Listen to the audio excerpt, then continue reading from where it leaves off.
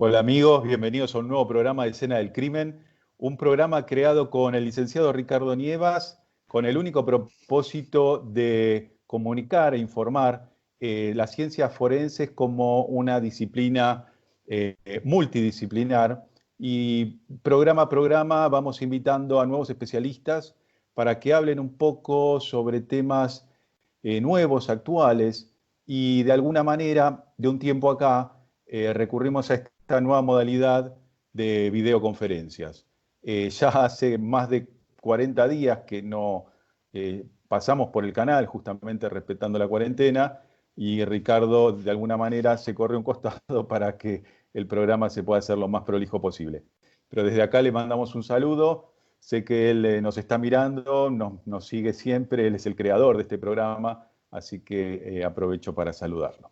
Bueno, hoy, como el resto de los programas, nos ocupamos muchísimo de tratar de dar con profesionales con amplia experiencia en el campo. ¿Mm? Pero antes de empezar esta entrevista, quiero dar este lugar al auspicio de este programa. Lex Artis, un estudio dedicado a la medicina legal y ciencias forenses. www.lexartis.com.ar. Muy bien, después de este auspicio, quiero presentarles al licenciado Rodrigo Marcos Quesada, presidente del Colegio de Criminalistas de Chile. Hoy nos va a acompañar, por tal motivo, bueno, te damos la bienvenida. ¿Qué tal? ¿Cómo estás, Rodrigo? Muchas gracias, Federico. Estoy muy bien. Muchas gracias por la invitación y la oportunidad de hablar sobre este tema que nos apasiona a las dos, que es de la ciencia forense. Muy bien. Rodrigo, entre otras cosas, me gustaría que vos puedas ampliar tu currículum vitae. Sé que sos un apasionado como yo de de la criminalística, que es un tema que difunden muchísimo en Chile. Los conozco a través de Colcrim, y si querés nos podés contar rápidamente qué es Colcrim, en qué consiste, qué es lo que hace Colcrim. Sí, claro. Bueno, yo soy investigador criminalístico, soy licenciado en criminalística y criminología. Trabajo en el área desde hace aproximadamente unos 10 años. Soy perito de la nómina de la Defensoría Penal Pública, perito también de la Ilustrísima Corte de Apelaciones de Santiago y San Miguel, y me desempeño principalmente en el ámbito privado, haciendo peritaje y consultorías para estudios jurídicos particulares y públicos en el caso de la Defensoría Penal Pública. En relación al Colegio de Criminalistas de Chile, es una asociación gremial que está integrada por un conjunto de profesionales de la criminalística de las diversas áreas y que en el fondo nos reunimos con las expectativas que lo hacen los colegios profesionales, que es el control deontológico, pero también hemos impulsado mucho un espacio para el intercambio de conocimiento y generar a veces actividades de capacitación y de actualización profesional. Y no solamente con profesionales de acá de Chile, sino que también a veces nos gusta mucho interactuar con personas de toda Latinoamérica para ir conociendo las diferentes realidades de cada país y cómo podemos potenciar algunas áreas nosotros o nosotros con las de ellos también. Bueno, Rodrigo, yo acredito todo lo que dijiste porque de alguna manera yo sigo a Colcrim. Últimamente estuvieron compartiendo conferencias muy interesantes con especialistas muy reconocidos en el mundo. Así que, bueno, de alguna manera apoyo todo esto que hacen, que de alguna manera hacen que se difunda y, bueno, tengan conocimientos de la criminalística. Por otra parte, quería comenzar un poco con esta entrevista. Son varios los temas de los cuales me gustaría abordar, pero principalmente quería tocar este tema que de alguna manera acordamos, que tiene que ver con el fraude forense. Y cuando hablamos de fraude forense, se me hace como muy amplio el tema, porque digo, bueno, el fraude forense puede ser fraude forense pura y exclusivamente documental, o puede ser pura y exclusivamente de alguna especialidad. Cuando hablamos de fraude forense, ¿exactamente de qué me estarías hablando? Sí, por supuesto. Más que nada, yo creo que lo mejor sería que leyera una breve definición que hizo un autor norteamericano que se llama Brent Turby, que es una tesis doctoral sobre el tema y también tiene publicado un libro que es muy interesante sobre la materia. Cuando yo hablo de fraude forense, o en este caso nos vamos a referir, ¿qué ocurre cuando un perito forense brinda testimonio jurado, opiniones o documentos, que puede ser un peritaje o sus antecedentes curriculares, destinados a un tribunal que contienen hallazgos, opiniones o conclusiones que son falsas o engañosas y que se ofrecen de manera deliberada para garantizar un beneficio injusto o ilegal? Las diferentes legislaciones pueden tipificar estas conductas como delito o no. En el caso de Chile hay básicamente tres, que podría ser por el artículo 206, que faltar a la verdad a un perito, o la falsificación de un instrumento público, o incluso una obstrucción a la investigación. Y este fenómeno más que nada es una forma de fraude ocupacional. ¿Por qué? Porque es un fraude que ocurre dentro de un ambiente laboral como lo son los laboratorios criminalísticos o forenses. Comprendo. Cuando hablamos de fraude forense, ¿cómo puede detectar el fraude forense y quiénes serían los que pueden cometer este tipo de fraudes? Me parece que me diste como un anticipo, me hablaste de peritos, pero Sí, bueno, me gustaría que amplíes esa parte. en este caso, quienes cometerían el fraude forense serían específicamente los peritos, entendiendo al perito como cualquier profesional que desarrolla análisis de evidencia o de información con la expectativa de que estos hallazgos sean presentados ante un tribunal de justicia. Eh, y precisamente son los peritos los que podrían cometer esta falta de fraude, más allá de que lo pueda tal vez cometer ciertas acciones que están reñidas con la ética o la ley, los abogados, los policías, los fiscales o los jueces. En este caso, en este fenómeno, vamos a referir para toda esta entrevista solamente al caso de los peritos. ¿Mm? Muy bien. Entonces, en el caso de aquel perito que se detecta un fraude, em, ¿qué tipo de fraude en particular?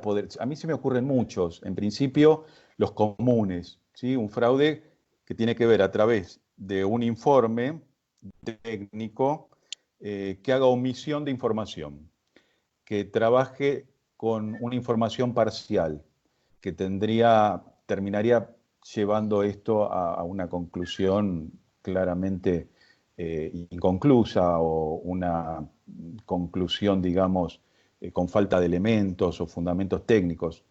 Pienso en la omisión, ¿no? En Ujú. principio, pero calculo yo que debe haber más.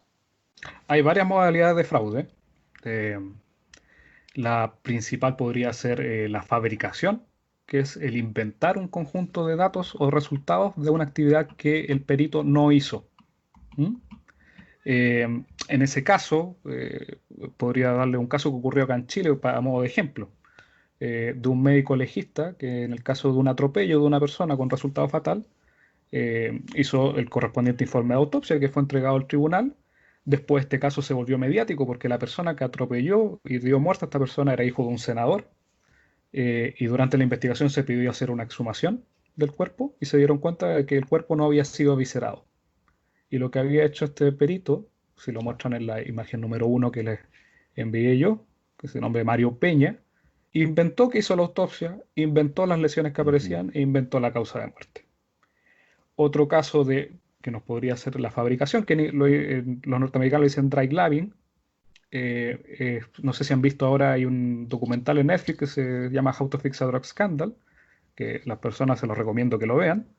Ahí sale el caso de Annie Duncan, que era una perito químico que trabajó en un laboratorio forense en Boston, en Massachusetts, y lo que ella hacía en el fondo era también inventar, en casos de análisis de drogas, inventar los resultados de que si esto era droga o no, si correspondía a cocaína, si correspondía a metanfetamina, etcétera. Y ella estuvo durante años, de hecho fueron casi 1100, más de 1000 casos en los que ella inventó estos resultados y que fue un escándalo de proporciones que costó mucho después investigar, porque imagina, eran causas de personas que habían estado incluso privadas de libertad, en base al testimonio fraudulento de ella. Y ella en el fondo lo hacía porque quería ella mostrarse como una persona extremadamente eficiente. Ella hacía 4 veces más informes que el resto de sus colegas. Entonces, esa era la motivación que tenía ella, mostrarse como una persona eficiente, como la mejor perito de su área, y para hacerlo, obviamente no hacía los exámenes, sino que se inventaba los resultados. Esa es una de las modalidades.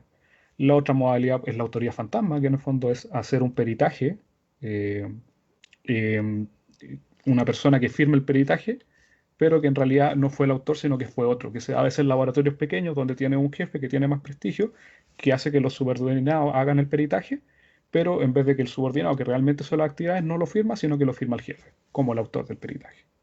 Eso no ha pasado acá unos casos en algunos laboratorios privados que hacen eso.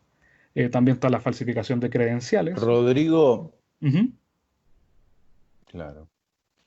Rodrigo, vos sabés que cuando uno estudia en la facultad, hay una materia que tiene que ver con la deontología profesional, la ética profesional, donde a partir de que uno se obtiene una matrícula como profesional para firmar informes, dictámenes, pericias, eh, tiene que ver con el profesional, con la ética con la que trabaja, donde no siempre las pericias pasan por una revisión.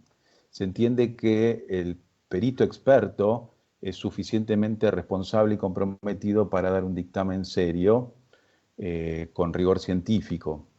Ahora bien, cuando la revisión aparece, nos encontramos con que en estas pericias hay datos poco sustentados, poco argumento, poca fundamentación técnica, pero resulta ser que la conclusión es categórica. Entonces, nosotros tenemos una herramienta que se llama impugnación. No sé si ustedes trabajan también con, con la impugnación. Sí, es un tema que acá en Chile está un poco deficitario.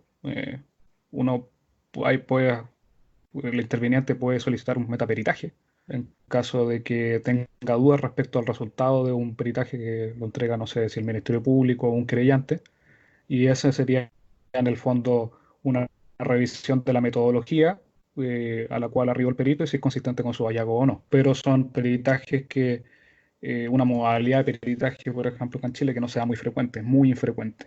Y tampoco es adoptada tal vez de muy buena forma por los tribunales. Entonces, porque hay un tema de falta de conocimiento. La mayoría de los tribunales todavía cree que el perito oficial del laboratorio o de la policía es el que más conocimiento tiene, y siendo que muchas veces no es así. Entiendo. Bueno, acá en Argentina es bastante nuevo el perito como civil. El perito acá siempre perteneció a las fuerzas. De hecho, las instituciones, las casas de estudio eran pura y exclusivamente para personal policial, o como se llama acá en Argentina, gendarmería, prefectura, policía aeroportuaria, pero no para el civil. Para el civil, aproximadamente en el 86, se abrió la Universidad de la Policía Federal Argentina y otras más, donde personas como yo pudieron realizar sus estudios y poder trabajar para la justicia. Porque si no, como, exactamente como decís vos, Rodrigo, era como un monopolio donde lo que decía de un lado era la única verdad. A partir de que se abrió el juego, bueno, empezamos a trabajar con este tema que estás desarrollando también, que tiene que ver con que empieza a aparecer el fraude forense. ¿Mm? Entonces, adhiero 100% a los casos que estás ilustrando, que me parecen muy interesantes, y no sé si querés avanzar un poquito más con esto. Sí, dentro de las otras modalidades que te había hecho, son como cinco. Eh, una de las más comunes es supresión de resultados no favorables, lo que decías tú, la omisión. El ocultar, uno como perito está obligado a, dentro de tu hallazgo, a exponer todo lo que encontraste. Si ocultas información y solamente eliges la que sirve a la teoría, no sé, que tiene el fiscal o que tienen tus superiores, eso es una modalidad de fraude. Estás haciendo algo que es deshonesto y que está en el fondo alterando el posible resultado de un proceso penal. Ujú. Otra modalidad son la falsificación netamente, o sea, el manipular evidencia. Eso también sucede. En los casos Claro. lleva una modalidad de fraude que es sancionada. Y lo otro es ignorar los estándares establecidos que te aseguren la calidad de resultados. Uno como perito tiene la responsabilidad de ocupar metodología, de ocupar estándares que estén aprobados por las comunidades científicas a las que uno pertenece. A mí me ha tocado casos de gente que se inventa metodología para resolver un cuestionamiento pericial, y eso es completamente irregular. Acá nosotros tuvimos, en el caso por ejemplo, de la cárcel de San Miguel, que me tocó investigarlo, había bomberos que tenían que determinar cuánto se había demorado propagar el incendio, y para hacer, no se le ocurrió nada mejor que hacer una prueba en el sitio del suceso con una máquina de humo de discoteca, que son humos Mm. fríos que no representan en nada lo que pasa con un humo de un incendio que tiene calor, que se mueve a unas Ah, tasas muy diferentes. Y en eso dieron un resultado que terminaba perjudicando a unos gendarmes que estaban imputados, y que al final claro. obviamente se hicieron los peritajes como correspondía, y se pudo determinar que no tuvieron participación en lo que les estaba acusando la fiscalía. Entonces, ese tema yo creo que es esencial, uno de ser responsable, que si uno se presenta como perito, exponer que está ocupando metodologías que tienen cierto valor o cierto respaldo por la comunidad científica, y uno se lo tiene que sustentar en el informe también. ¿De dónde sacó esa metodología uno? ¿Mm? Entiendo. Me resultó muy interesante cuando de alguna manera se quiere reproducir el lugar del hecho, que debe haber circunstancias idénticas, imposibles siempre idénticas, ¿no? Pero sí se pueden reproducir situaciones similares. Claramente una máquina de humo de una discoteca no reproduce Claro, por supuesto. lo que es un incendio. Y como eso, creo haber visto varias cosas, donde, bueno, acá la impugnación se utiliza mucho, es relativamente nuevo, y si la impugnación está bien sustentada, bien fundamentada, con criterio, con ejemplos, con ciencia, se va directamente a la nulidad del informe del cual se está cuestionando. Entonces, la revisión automáticamente se designan nuevos peritos y a partir de ahí se hace un nuevo examen. Es muy importante, por eso cuando me propusiste este tema, creo que es lo que hoy por hoy se está trabajando, de que, bueno, los informes son muy buenos, hay que saber leerlos también, ¿sí? Ujú. Porque el juez generalmente depende de nuestra lectura. Como vos bien sabés, sabés que el juez lee la conclusión, no lee el desarrollo porque tiene mucha terminología técnica, mucho lenguaje técnico. Entonces, confía en que nosotros vamos a acercarle un lenguaje amigable para saber cómo fueron los hechos. Quería saber si había alguna diferencia, me puedes decir si es lo mismo o distinto, lo que es el fraude forense y la negligencia. Sí, se diferencian. Más que nada, la negligencia es en el fondo un acto que no presenta, es involuntario, es por ignorancia, por falta de cuidado. En cambio, en el fraude uno entiende que hay cierto nivel de cálculo, hay un objetivo que el defraudador está buscando, que en el caso del ámbito forense no necesariamente va a ser perjudicar, no sé, al imputado o una persona en general, sino que tal vez va a ser alinearse con lo que le están diciendo, por ejemplo, su superior jerárquico o lo que está requiriendo el fiscal. Y eso también, esa es la mayor diferencia que hay entre la Claro, negligencia y el negligencia. fraude, es la intencionalidad en la que hay para cometer este tipo de actos. Hay algo que nosotros acá en Argentina renegamos, que no hay un acuerdo, pero acá el criminalista, el licenciado criminalista, el licenciado criminalista, el perito calígrafo y el perito en papiloscopía, los peritos en general, se reciben e inmediatamente se pueden inscribir como peritos auxiliares de la justicia, con lo aprendido, sin ningún tipo de experiencia. Eh, Me resulta peligroso porque ahí me parece que no hay fraude forense, sino que hay inexperiencia. Entonces, cuando uno es perito de sorteo, puede tener una causa con una complejidad enorme o puede ser algo que nosotros lo llamamos, bueno, no complejo. Entonces ahí hay que separar, bueno, la inexperiencia de este perito que salió sorteado en una causa compleja y el perito que sí, con intenciones, bueno, quiere o va a provocar este fraude. ¿Qué los motiva a llevar este fraude a aquella persona forense? ¿Hay alguna motivación? ¿Es dinero? ¿Quiere beneficiar a alguien? ¿Se detecta eso? Sí, ver la motivación en realidad es como lo central. Eh, Muchas veces puede ser dinero, en el caso del perito particular, que alguna persona le ofrezca dinero porque yo quiero, no sé, obtener tal resultado. Usted vea cómo lo hace, pero yo quiero este resultado. Puede pasar. De hecho, es el estigma que uno tiene como perito particular, que en el fondo que, oye, a ti te están pagando por hacer eso, ¿cómo sé yo, juez, de que lo que hizo está bien o no? Ese es un problema que tenemos nosotros. Pero también se da en el perito institucional, que en el caso va a seguir recibiendo el mismo salario, no le van a pagar más, pero tiene otras motivaciones, como puede ser cumplir con un número, una muy grande demanda de peritaje. Cualquier laboratorio que esté muy sobrecargado de trabajo, a veces va a encontrar que los peritos van a empezar a tomar cierto atajo. Ya se van a sentir cómodos en su trabajo y van a hacer esto como lo hacía Annie Ducan, que en el fondo empezó a inventar resultados porque quería en el fondo cumplir con las cuotas y sobresalir de esa manera. O también puede que haya presiones directas, por ejemplo, de un fiscal o de un superior jerárquico para obtener resultados. Y si están en un ambiente donde hay una disciplina un poquito militarizada, donde lo que importa es el mando, si el perito está en un mando inferior, va a terminar cediendo a los requerimientos que le está haciendo su superior. Entonces, ese es un problema también que hay en los laboratorios con estas estructuras muy jerarquizadas, que debiese tener mecanismos de control para que este tipo de situaciones no ocurra. Uno tiene que aprender, por ejemplo, de la aviación. Está el capitán y está el primer oficial en un avión.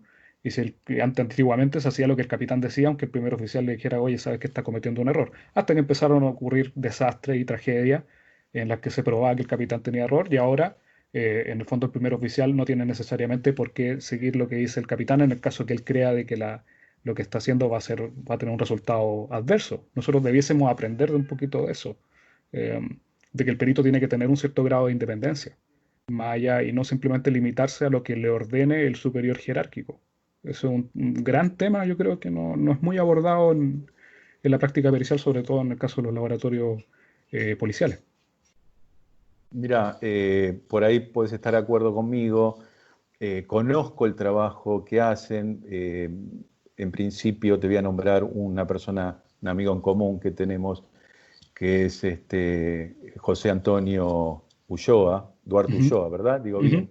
Sí, sí. Eh, cu- lo conozco, tuve la oportunidad, me visitó, me vino a ver a la universidad, charlamos mucho, me parece una persona que sabe mucho, me parece muy responsable, se ocupa muchísimo de la ciencia, es muy interesantísimo, he leído muchos trabajos de él, hace poco lo vi en una videoconferencia, me gusta la prudencia que tiene con respecto a, a lo que comunica y creo que nos da el pie a nosotros de que en Chile hay grandes profesionales, grandes expertos que, como te vuelvo a repetir, es muy joven esta ciencia para nosotros los civiles, pero creo que todo lo que me contaste hoy, la necesidad nosotros de esto de unificar, de trabajar con un protocolo, de que, como decías, que no cualquiera venga con un método que no está chequeado por nadie y lo lleve adelante y que dé resultados generalmente erróneos o dudosos.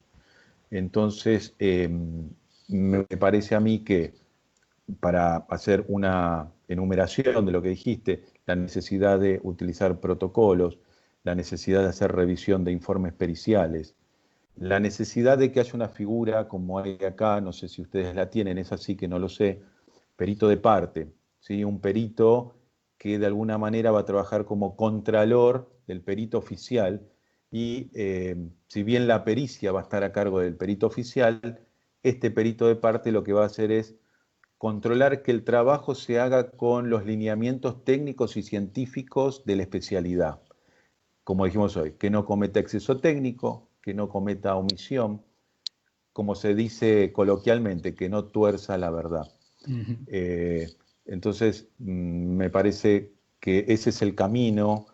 Me parece importante que se haga hincapié en Chile con este tema y que de alguna manera se vaya enderezando para que la pericia tenga la importancia que tiene que tener. Acá en Argentina hoy la pericia es fundamental. Somos muy consultados, aparecieron los casos mediáticos, hoy en vivo, en Chile ustedes lo ven también, en vivo entran y hacen un allanamiento y en vivo se ve el lugar del hecho. Yo no sé si eso es bueno o no, pero el perito tiene la oportunidad de ver cómo están trabajando, si la modalidad de trabajo es buena o no, si se ajustaron o no al protocolo o no. No sé qué pensás vos con la mediatización de estos casos. Sí, un tema súper discutido. Nosotros también últimamente hemos sido requeridos a veces por medios de comunicación, en estos casos mediáticos, para entregar opiniones, para dar a conocer un poco cómo es el trabajo pericial. Puede ser muy bueno o puede ser muy malo. En el fondo, cuando ya se transforma todo en un circo y se hacen opiniones o algún comentario de manera responsable, obviamente ya no es algo bueno. A nosotros nos tomó mucho tiempo decidirnos si íbamos a participar de ese tipo de actividades, porque sí puede que haya algo reñido con la ética, porque lo que se ha dado a veces es que está el perito, todavía no termina el informe, pero ya está haciendo declaraciones en los medios de comunicación respecto al caso. Eso nos parece que es algo que Claro. nosotros que está reñido completamente con la ética. Uno debe tener cierto grado de reserva de información. Eh, entonces, sí, porque a veces cuando se muestran estos casos mediáticos y se dan a conocer los errores, también sirve en el fondo para dar cuenta de que este no es un sistema perfecto, de que hay cosas por avanzar, de hay cosas que se están haciendo mal y hay cosas que se pueden mejorar. Entonces, ese hermetismo excesivo que, por ejemplo, que nosotros teníamos antes de que tuviésemos la reforma procesal penal, cuando teníamos los sistemas de corte inquisitivo, todo quedaba en el expediente, nadie lo veía, solamente lo veía el juez nomás y las partes, y eso quedaba ahí. Y había un montón de cosas realmente eh, irregulares que rayaban en lo delictual que ocurrían en esos casos y que no se sabían nunca. Entonces, ahora, como las cosas son más abiertas, se saben. En parte está bueno. Pero yo creo que uno como perito siempre vamos a tener la obligación de actuar de manera responsable y profesional y de forma ética cuando nos veamos enfrentados a estos casos mediáticos. No dejarnos llevar por el circo ni por las luces. Perfecto, y estoy totalmente de acuerdo. Bueno, Rodrigo, te digo, pasó rapidísimo el programa, cumplimos el tiempo pactado con el canal, así que bueno, te quería dar unos segundos para que aquellas personas que te van a ver, que quieran ampliar, quieran un asesoramiento, tanto en Chile o acá en Argentina mismo, si vos tenés un correo, un mail, un Instagram, lo que habitualmente utilices vos para contactarte con las personas. Sí, por supuesto. Pueden contactarse con el colegio, con el Colegio Criminalista de Chile, en el sitio web www.colcrim.cl. Yo aparte tengo mi empresa de consultoría y peritaje que se llama Forensis. Pueden contactarnos en www.forensis.cl. Clarísimo. Bueno, entonces nos despedimos de Rodrigo Marcos Quesada, directamente desde Chile. Muchísimas gracias por atendernos. Sé que sos un profesional muy ocupado y te hiciste este rato para poder hablar con nosotros. Muchísimas gracias. No, muchísimas gracias a ti, Federico, por la invitación. Y bueno, para mí un encanto poder hablar de este tema que nos apasiona a todos. Así que te agradezco un montón la invitación y quedamos en contacto para cualquier situación futura. Muchísimas gracias. Quedamos en contacto y de esta manera nos despedimos de este programa y nos vemos en el próximo programa de Escena del Crimen. Gracias.